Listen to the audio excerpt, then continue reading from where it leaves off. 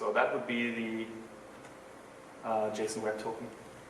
And we give that to the authenticator, and the authenticator can play it back to the backend. If we continue, our test will really succeed. It will pass. So, what I want to say is that full stack tests are awesome, but they are sometimes hard to maintain. Just beware that it is sometimes difficult to set them up, but they give you a really high value because you test the entire application. And I would even recommend you to use this whole pattern thing, like doing the cucumber thing, because I had made so good experience with it. And I also suggest that you would, for every user feature, at least one full stack test. But you can, it's enough just to test the happy path. You can do the rest with on the front-end side with a mocked API or with unit testing, whatever suits best for the certain use case. And so this is the ideal. I will show you another diagram how I would say that's the reality. And it basically looks like this, which kind of reflects my past experience. So I have a Rails background. That's why we have 4 tests on the backend. And I'm accustomed to Capybara, so that's why I tried to set it up in the first place. And now we have a lot of full stack tests, maybe a little bit too many, because sometimes I'm using also, I think I'm also testing edge cases, which I shouldn't. And yeah, I still haven't figured out how to write acceptance tests with Ember.js with this mock API, but certainly you can, especially if the backend just throws data to you, you don't necessarily need the backend logic. Yes. So, do we have questions so far regarding the technical side? Because then I will probably just explain our certain or particular application, what we are actually doing.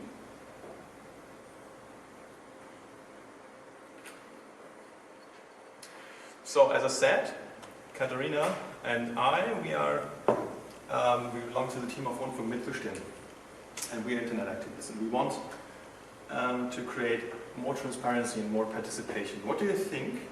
How much does Germany spend every year on public broadcasting? How much money?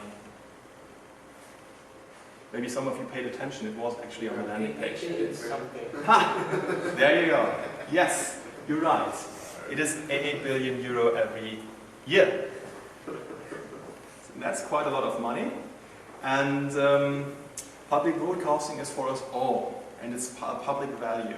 It's for the society, and the only way how the public can influence public broadcasting is through so-called Rundfunkräte, broadcasting committees. However, the members of those broadcasting committees are elected by the federal government. There's absolutely no way how you and me, how we can influence this whole system. And we want to change that. We thought, why do we have to pay and don't get a say? So, we are creating an application, very straightforward, where you can show your appreciation for certain broadcasts. You simply go there and distribute your broadcasting fees to certain broadcasts. And that will give you a voice, because this data will then be published and may influence the decisions of broadcasters. It's really valuable data. It's also very, not only for you, the contributors, who get a voice and express their opinion in a quantifiable way. It's also very valuable feedback for the broadcasters. The only quantifiable data that they have are TV metrics or radio surveys. TV metrics, the TV ratings come from a group of 5,000 homes in Germany.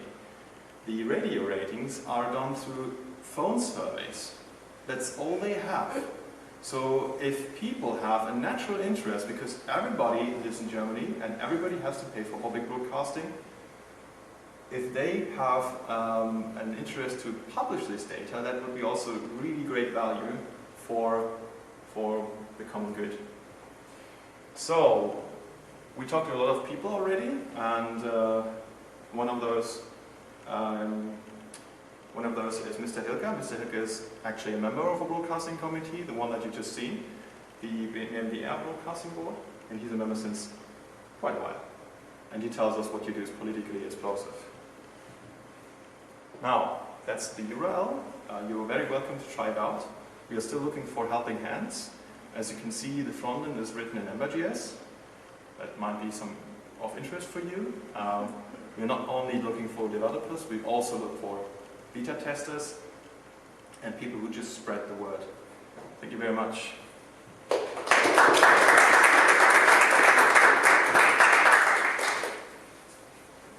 I have a question for your platform.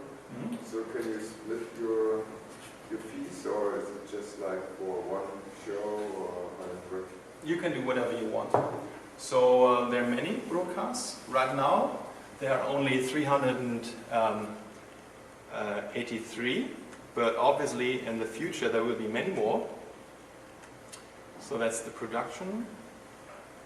Oh yeah, there you have it here. So and you can assign your broadcasting fees to those broadcasts. Broadcast is one show or particular. Yes. That's actually a good question. So we're currently thinking about how to model it, because you might have broadcasts that appear on a regular basis or a movie, but that's for the future. So right now, every broadcast is a series, and you can broadcast your fees and publish that data. It can show also you the statistics. That's how it looks right now. So in the end, you will get a huge table. We have the broadcast on the left side. It's currently sorted by total amount.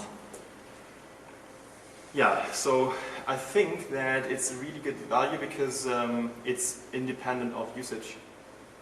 People just think about what they think constitutes value for them. Yeah. And as you can see, they also give money for children's broadcasts. They want to support science, they want to support investigative journalism, something that you wouldn't expect from an ordinary TV rating. Sure. Don't they get feedback from their web live streams? They don't up to this point. Well, they have some kind of feedback. For example, Bayern, Spy or something. They have like all these podcasts, and so they know a little bit more how much people watch. The only feedback that they have, which is quantifiable, are the TV ratings. And as I said, you have 5,000 homes, so you are selected randomly, but on a representative basis. There's one company called GfK, and they select people from anywhere in Germany. And they ask them, do you want to take part in our program?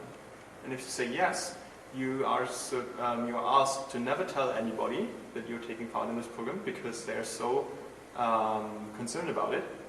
And then they will kind of change your TV box.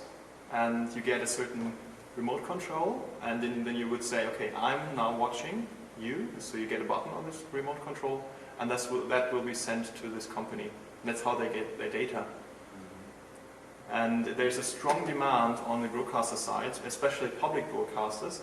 Private broadcasters, no problem, because they only care about how much people they reach, because they're selling advertisements. But public broadcasters have a different goal.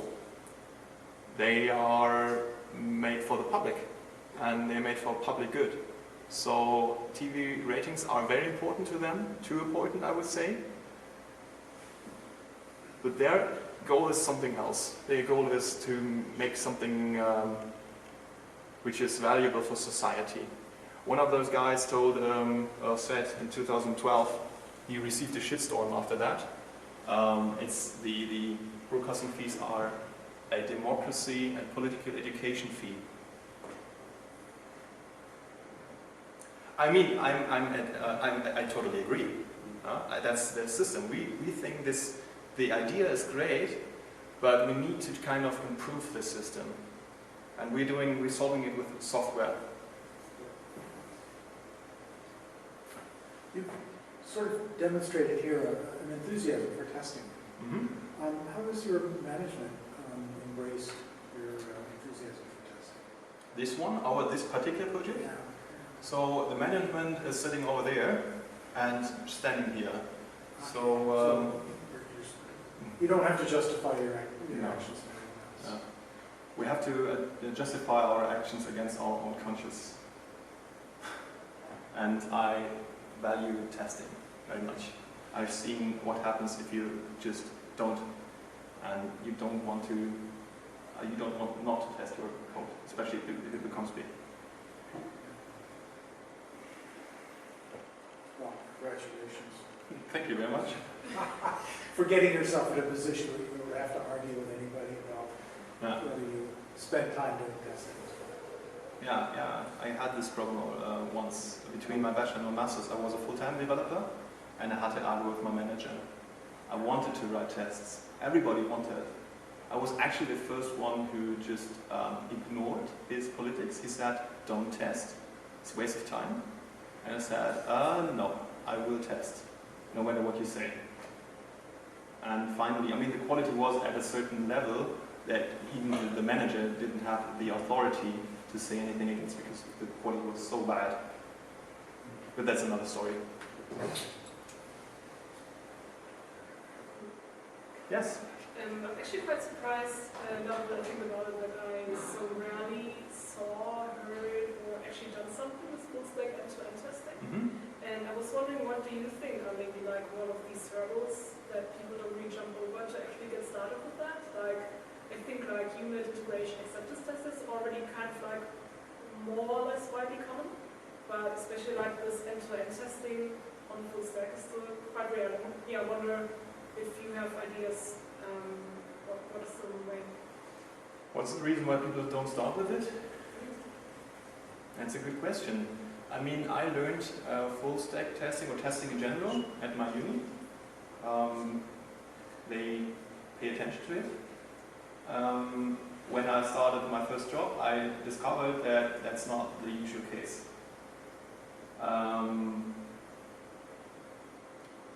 So one answer could be, hey, universities, make your people and teach your people how to test software.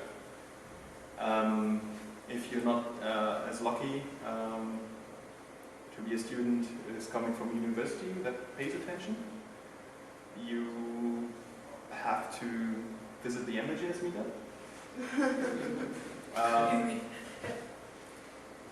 Yeah, and I guess there are certain materials out there. I couldn't find a lot of resources regarding full stack testing with this particular technology stack, Ember.js and Rails. I think I found one blog post. But there's a lot in the Rails world. A very lot. I can't give you a very satisfying answer. Yeah. But I think it looks like pretty straightforward, right? So it's just like maybe something you just get started with. It is straightforward. You can set it up in an afternoon. The difficult thing is to set up your Travis build server, because you have to run two sub-processes and wait until they boot up, and then you can start the whole testing. So that's a little bit annoying. You can check my Travis YAML file. You know where you can find the code. It's all on GitHub. So you can also check the Travis YAML file, and then you see, okay, I'm also installing a recent Chrome, and I'm building both front end and back end, and do a lot of things, and I had to do this iteratively. I had to find out. That was try and error. It's just annoying. Everybody has to do it, but it's done within an afternoon.